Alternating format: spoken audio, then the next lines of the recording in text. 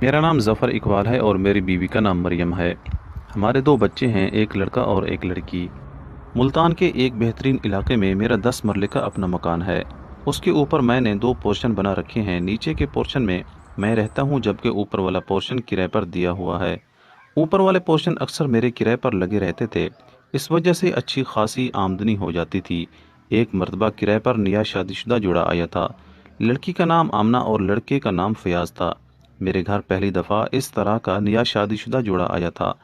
میری بیوی کمپنی میں جاب کرتی تھی، جبکہ میں سکول میں سرکاری ٹیچر تھا۔ میرے بچے بھی اسی سکول میں پڑھتے جہاں میں جاب کرتا تھا۔ اس طرح صبح ہم میاں بیوی بچوں کے ساتھ نکلتے، میری واپسی 1 بجے ہوتی اور بچے میرے ساتھ ہی آ جاتے اور میری بیوی شام 3 بجے واپس آتی تھی۔ یہ ہمارا روزانہ کا معمول تھا۔ گھر کے اوپر والا حصہ کرایہ دار کے حصے میں تھا۔ ہمارے جانے کے بعد ہمارے پورشن میں تالا لگا دیتے۔ اس نئے جوڑے کی بیوی سے میری بیوی کی اچھی خاصی دوستی ہو گئی۔ ہمارے پورشن میں ان کے آنے جانے کا بھی ایک سلسلہ شروع ہو گیا۔ چونکہ دونوں نئے شادی شدہ جوڑے تھے تو ہمیشہ اپنے پیار کا اظہار کرتے رہتے۔ وہ ایک خوبصورت اور اچھی جسامت والی لڑکی تھی۔ وہ ہمیشہ اپنی تیاری کا خاص خیال رکھتی اور اپنے شوہر کو بھی ہمیشہ اپنی اداؤں سے بہلا کر رکھتی۔ شام میں وہ کوئی نہ کوئی لوامزاد بنا کر ہمارے پورشن میں لے آتی۔ تو میری بیگم سے باتیں کرتی۔ میں اکثر چڑ بھی جایا کرتا تھا۔ ایک دن اس کے شوہر فیاض نے مجھے اپنی کراچی جانے کی خبر دی اور ساتھ ہی اپنی بیگم کے یہاں اکیلے رہنے کا بھی بتایا۔ ہمیں بھلا کیا اعتراض ہونا تھا؟ میری بیگم اور میں نے کھلے دل سے اجازت دے دی، کیونکہ ہمیں تو اپنے کرائے سے غرض تھی۔ فیاض کے جانے کے بعد اس کی بیوی آمنہ زیادہ وقت ہمارے ساتھ گزارنے لگی۔ کچھ دنوں سے میں محسوس کر رہا تھا کہ آمنہ کا رویہ میرے ساتھ کافی حد تک بدل گیا ہے۔ وہ بات کوئی بھی کرتی، لیکن اس کی نظروں کا رخ میری جانب ہوتا۔ وہ بات بات پر مجھے مخاطب کرتی، جیسے وہاں میرے اور اس کے علاوہ کوئی تیسرا نہ ہو۔ اب میں بھی اس کی باتوں میں دلچسپی لینے لگا۔ ایک دن جب میں سکول سے آیا تو میری بیگم نے بتایا کہ کرایہ دار کے پورشن میں پانی اور گیس کا مسئلہ ہے۔ آپ پلیز جا کے دیکھیں، آمنہ بیچاری بہت پریشان ہے۔ مجھے اوپر اکیلے جاتے ہوئے جھجک محسوس ہو رہی تھی، لیکن میں چلا گیا اور آمنہ کو آواز دی۔ وہ فوراً ہی کمرے سے باہر دوپٹہ ہاتھ میں لیے نکلی۔ قمیض کا گلا کھلا ہوا تھا۔ میں نے فوراً نظریں نیچے کر لی۔ اس نے میرا استقبال اپنے دوپٹے کو سینے پر پھیلاتے ہوئے کیا۔ نہ چاہتے ہوئے بھی میری نظریں اس کے کھلے ہوئے گلے کی طرف گئی۔ وہ مجھے کچن کی طرف لے گئی۔ اس کی ادائیں آج کچھ کہنا چاہ رہی تھی۔ میں نے گیس اور پانی کے پائپ کا جائزہ لینا شروع کیا۔ مجھے ان کا اپنے قریب آنا محسوس ہو رہا تھا۔ وہاں ہم دونوں کے علاوہ کوئی نہ تھا۔ میں اس کے جذبات سمجھ چکا تھا۔ میں پوری توجہ کے ساتھ اس کے کچن میں کام کر رہا تھا۔ کام ختم ہونے کے بعد میں نے واپس آنے کی تیاری کی تو اس نے اپنے دوپٹے کو پلو کو گراتے ہوئے مجھے دوبارہ آنے کا کہا۔ میں نے بھی اس کی دعوت قبول کی۔ دوسرے دن ہم معمول کے مطابق اپنے کاموں کے لیے نکل گئے۔ میرا دماغ بار بار آمنہ کی طرف ہی جا رہا تھا۔ 10 بجتے ہی میں نے سکول سے ضروری کام کا بہانہ کر کے 2 گھنٹے کی چھٹی لی اور گھر آ گیا۔ بچے سکول میں تھے۔ میں نے گھر کا لاک کھولا اور گھر میں داخل ہو گیا۔ آمنہ فوراً کمرے سے باہر آئی، جیسے وہ میرے ہی انتظار میں ہو۔ قمیض کا کھلا ہوا گلا مجھے اس کی طرف متوجہ کرنے کے لیے کافی تھا۔ اس نے اپنے کمرے میں چلنے کا کہا۔ اب ہم دونوں کمرے میں اکیلے تھے۔ اس نے اپنے شوہر کے گھر نہ رہنے پر اپنے خالی پن کا اظہار مجھ سے کیا، اپنی راتوں کے خالی پن کو بیان کیا۔ یہ کہتے ہوئے اس نے میرا ہاتھ تھام کر اپنے سینے پہ رکھ لیا۔ اس کے سینے پہ ہاتھ رکھتے ہی میرے جسم میں 10,000 وولٹ کا جھٹکا محسوس ہوا، اور حقیقت میں مجھے اس کا یہ عمل بہت اچھا لگا۔ میں نے اس کے خالی پن کو دور کرنے کا وعدہ کیا۔ اس کو میرا ہر عمل بہت پیارا لگ رہا تھا۔ میں اس کو مطمئن کرنے کی کوشش کرنے لگا۔ اس دوران کیسے وقت گزرا پتہ ہی نہ چلا، اور میں 2 گھنٹے بعد نہ چاہتے ہوئے بھی واپس آ گیا۔ واپس آ کر بھی میں آمنہ کے بارے میں سوچتا رہا اور سکول سے جلدی گھر آ گیا۔ میں نے شام کی چائے پی اور گیلری میں جا کر کھڑا ہو گیا۔ تھوڑی دیر بعد وہ ہمارے پورشن میں آ کر میری بیوی سے باتیں کرنے لگی اور مجھے اشارے بھی دیتی رہی۔ دن میں طبیعت خرابی کا بہانہ کر کے سکول نہیں گیا تاکہ زیادہ سے زیادہ وقت آمنہ کے ساتھ گزار سکوں۔ جب میری بیوی اور بچے سکول چلے گئے تو میں فوراً بے تابی سے اوپر والے پورشن میں چلا گیا۔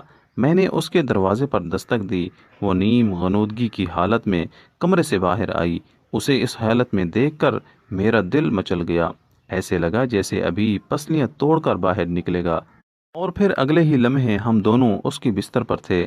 آمنہ کی ایک خاص ادا تھی، وہ ہر مرتبہ نئے نئے طریقے سے مجھے اپنی جانب راغب کرتی۔ وہ مجھے نئی نئی ہدایت دے رہی تھی اور میں بے قابو ہو کر اس کی ہر ہدایت پر عمل کرتے ہوئے ہر وہ کام کر رہا تھا جس سے وہ مدہوش ہو رہی تھی۔ جب ہم دونوں مطمئن ہو گئے تو وہ ہمیں کوئی ہوش نہ رہا۔ 2 گھنٹے بعد جب میں کچھ سنبھلا تو اس نے خوش دلی سے مجھے چائے پیش کی۔ ہاتھ کی چائے میں کیا ہی لذت تھی۔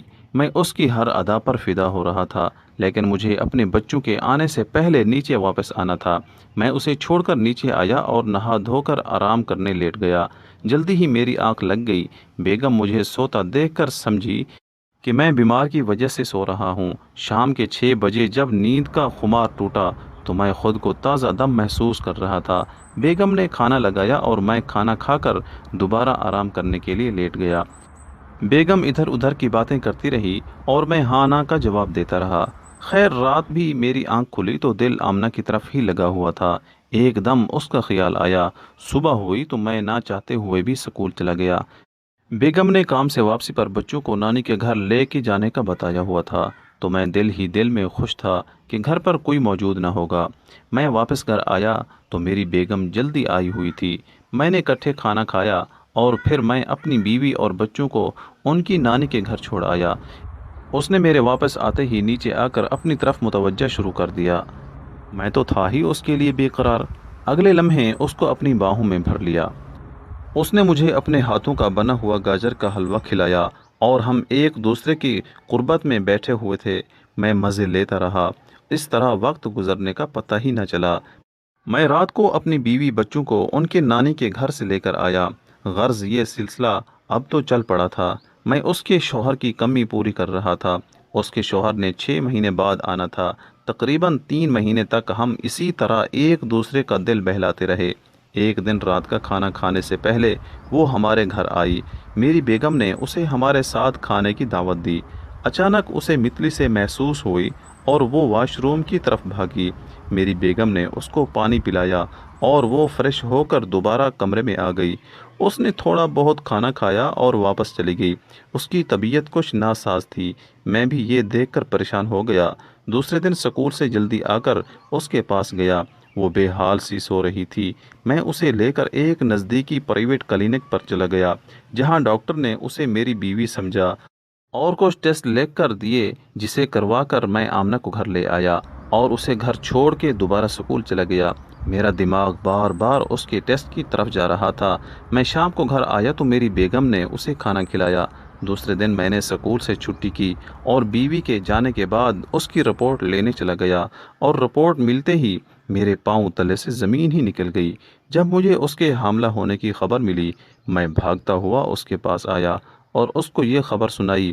اس نے سارا الزام ہی مجھ پر ڈال دیا کہ میں نے احتیاط نہیں کی، ورنہ ایسا کبھی نہ ہوتا۔ اب ہم دونوں ہی پریشان تھے۔ ہم فوراً ہی میرے ایک دوست ڈاکٹر کے پاس گئے اور ان سے اس رپورٹ کے متعلق جانا۔ ہم دونوں اس سے چھٹکارا چاہتے تھے کیونکہ ہم نے اپنی شادی بچانی تھی۔ میں نے ڈاکٹر سے مشورہ کیا اور انہیں ایک بھاری رقم پر راضی کر لیا اور فوری طور پر یہ کام کرنے کا کہا۔ ہم 1 گھنٹے میں ہی اس مصیبت سے باہر آ چکے تھے۔ میں اسے گھر لے آیا اور میری بیوی کے آنے کا وقت ہو چکا تھا۔ میں گھر پر ہی تھا۔ مجھے اس کی فکر تھی اور ایک خوف بھی تھا کہ کہیں ہم پکڑے نہ جائیں۔ میری بیوی کو اس کی زیادہ طبیعت خراب ہونے کا پتہ چلا۔ میں دل ہی دل میں ڈر رہا تھا۔ میری بیوی نے اس کا بہت خیال رکھا اور اگلے دن آفس کی چھٹی کر کے اس کی خوب خدمت کی۔ وہ میری بیوی کے اخلاق پر شرمندہ سی ہو رہی تھی۔ میری بیوی نے اسے پورا وقت دیا اور اس کا بہت خیال رکھا۔ میں بھی اپنی بیوی کی معصومیت پر شرمندہ تھا۔ جب اس کی طبیعت کچھ سنبھلی تو شام کو میں باہر کھڑا اپنے آپ کو لعنت ملامت کر رہا تھا کہ آمنہ بھی وہاں آ گئی، اور ہم دونوں نے اس غلیظ رشتے کو ختم کر کے آئندہ اس غلاظت میں نہ پڑنے کا وعدہ کیا۔ اب ہم دونوں مطمئن تھے۔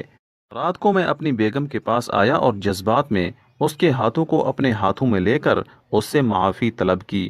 اس نے بھی مجھے معاف کر دیا۔